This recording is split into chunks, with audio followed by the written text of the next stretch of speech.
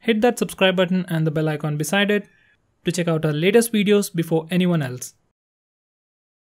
Hi there guys, I'm Nikhil from Greedy Tech and this is the unboxing of the new Honor 9N. By the way, this video along with the audio is being recorded on the 9N itself, so let me know how the footage quality is using the rear camera. Now with that said, let's get started. So guys, this is the box and on the front we have just the phone's name and the exact coloring, and the entire box packaging looks exactly same as the previous Honor phones like the Honor 7C, even the 7X or the Honor 9 Lite. So on the back we have the specifications, which I'll talk about in a minute. Over here we have some highlighting features, and at the bottom it says Made in India. Now at the bottom we have the IMEI numbers, model number, storage variant and color information. By the way, this is the sapphire blue. Now without any further ado, let's simply get on with the unboxing. By the way guys, this is not a review unit. I bought it from Flipkart and it was just delivered today. So this is the retail box and this is what we get. Sadly, for the first sale, they just sold the 4GB variant, which is priced around 14,000 rupees. I was really looking forward for the 3GB variant. It was a much better value for money if storage is not an issue for you. Anyway, Honor has launched this phone in 3 variants. Base variant starts at 12,000 rupees for 3GB of RAM and 32GB of storage. Right now it is not in the sale. They should start selling it in probably few weeks. The next variant comes with 4GB of RAM and 64GB of storage. That's the one we have right now. Next variant is priced at 18,000 rupees for just 4GB of RAM and 128GB of storage, which is simply too overpriced. Now this one is sold exclusively on Flipkart in 2 colors, black and sapphire blue, and we have the sapphire blue color with us right now. So guys, at the top we have the phone itself, so let me just put that aside. Next we have the IMEI number stickers, a SIM card ejector in this cardboard casing or a separator. Next we have some documentation, a quick start guide, Huawei warranty card. Next we have a hard case, the same one we have seen with the Honor 9 Lite. Following that is the 10 watts power adapter, nothing new. And finally we have the micro USB charging cable. And that is all we get inside the box. So guys, now let's come back to the phone. So unlike other phones, this phone came in this cover. So this is how the phone looks on the front, right out of the box. There is no screen guard or any type of protection on the front. On the back we have a glass panel with a super glossy finish, IMEI numbers and SAR value. So let me just zoom in so you can check out the SAR value if you're really interested about it. So guys, that's the SAR value. Now let me just zoom out. So guys, this is how the phone looks on the back. This is the sapphire blue color and it's just a mirror finish with a blue tint. Nothing new, nothing fancy like the Huawei P20 Lite or the Honor 10. Now the main magic or the main highlighting feature about this phone would be the display that actually comes with the notch. Now let's have a quick physical overview and then check out the specs. On the rear, it has a dual camera setup with a 13 megapixel primary camera and a 2 megapixel secondary camera for depth sensing, along with a single LED flash, followed by a fingerprint scanner and Honor branding at the bottom. Central frame is made of aluminium, so it's pretty strong and sturdy, and it also comes in blue, just like the back.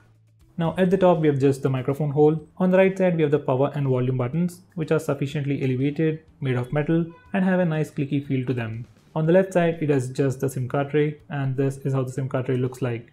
It houses a nano SIM slot and a hybrid SIM slot, so you can either use 2 nano SIM cards or a nano SIM and an SD card.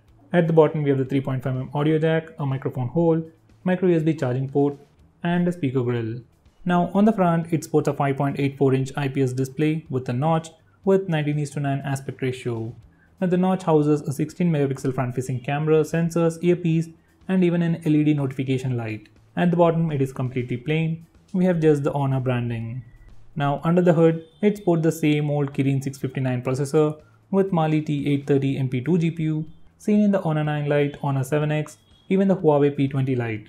Now with all these phones with the same processor, it's becoming pretty boring. Now going on next, this phone sports a 3000 mAh battery.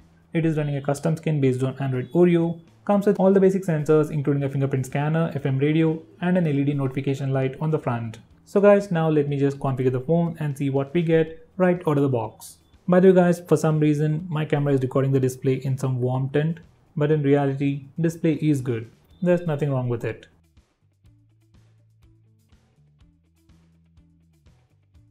So guys, now the phone is turned on let's see the amount of free RAM we get. For that, let me just open an application, then check out the recent apps. Now out of that 4 GB of RAM, we get about 2.83 GB of free RAM right out of the box. That's on very first boot. Now let's check out the about page. Now this phone is running EMUI version 8.0 based on Android version 8.0. It is still not running Android 8.1, so that's kinda old. But let's check the security patch now. So this phone is having the latest June security patch, so that's pretty good thing. Now out of that 64 GB of storage, we just get about 53 GB of storage. So that's pretty decent, but this phone doesn't have a dedicated SD card slot, so if you need a lot of space, that's gonna be a problem. Now let's check the camera interface. Now let me just set it up. All the basic stuff, permissions and quick tutorial. Now this is the interface for the rear camera. There's nothing new. It's the same on the Honor 9 Lite, Honor 7X and all the previous Honor phones we have reviewed. At the top we have the toggle for flash, followed by wide aperture mode to take portrait shots for non-humans or objects. Over here we can change the aperture. If you want more blur effect, put it to low, and if you want slightly less blur effect, put it to high.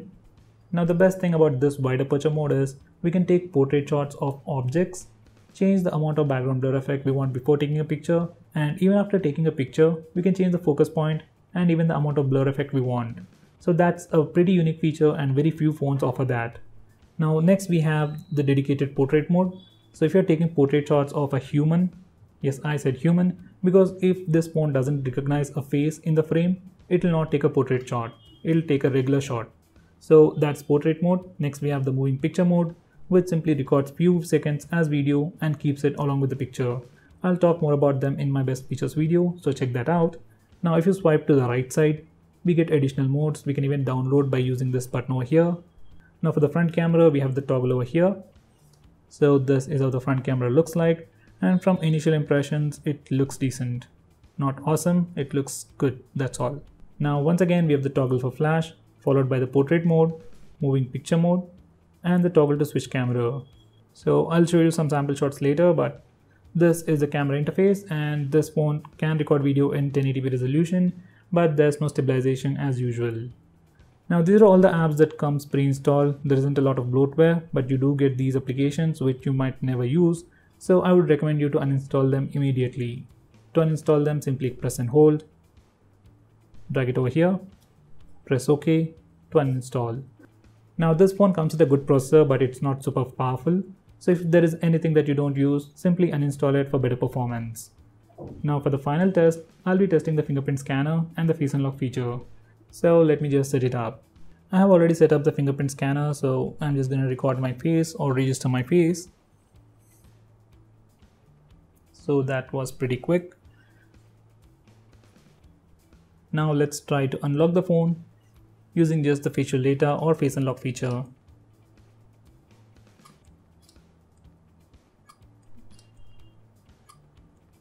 So guys, I must say face unlock is pretty fast. Not the fastest, Oppo and Vivo phones still perform better, but even this phone is pretty good. So let me just turn off the lights and see how good it is in low lighting conditions. So guys, it's pitch black, there's no light in the room, and it still unlocks the phone pretty quickly. For some reason it's not unlocking it right now.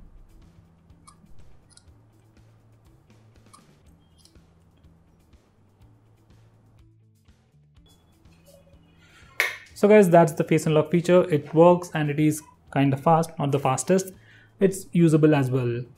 Now let's check the fingerprint scanner. So we have the fingerprint scanner on the back. It's easily accessible using the index finger, and it seems to be pretty fast. So let's give it a try.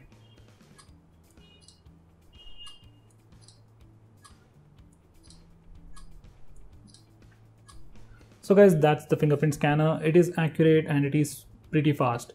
Now these are some sample pictures taken using the front and rear cameras. Right now I can't really say how good they are because I have to compare it with phones like Redmi Note 5 Pro, Realme 1, but so far they look pretty decent.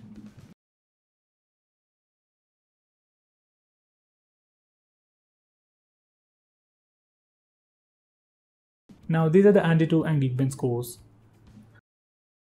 Now this is the second cheapest phone that you can get in the Indian market with a display notch. First one is the Oppo A3s, which also comes with a display notch at just 11,000 rupees. So this is the second cheapest one, and the display is actually pretty good. Even the in-hand feel is pretty great. It's pretty comfortable to hold single-handedly, and because of the new 19:9 aspect ratio, phone is definitely taller but doesn't feel all that big. Right now there are many good alternatives for this phone. None of them come with a display notch like this phone, but they offer you slightly better performance, dedicated SD card slot, better cameras and more performance. So if you're in the market to buy a new phone with a display notch in this price segment, then you can consider buying this phone. But I would still suggest you to wait until August 8th until Mi A2 is launched. So guys, that's pretty much it for this video. Thanks for watching. If you're planning to buy this phone, use the link in the description. It really helps the channel. And if you want me to make any specific video on this phone or any other phone out there, let me know by commenting below this video and I'll try to make it as soon as possible. I'm Nikhil from Greedy Tech signing off. Have a nice day.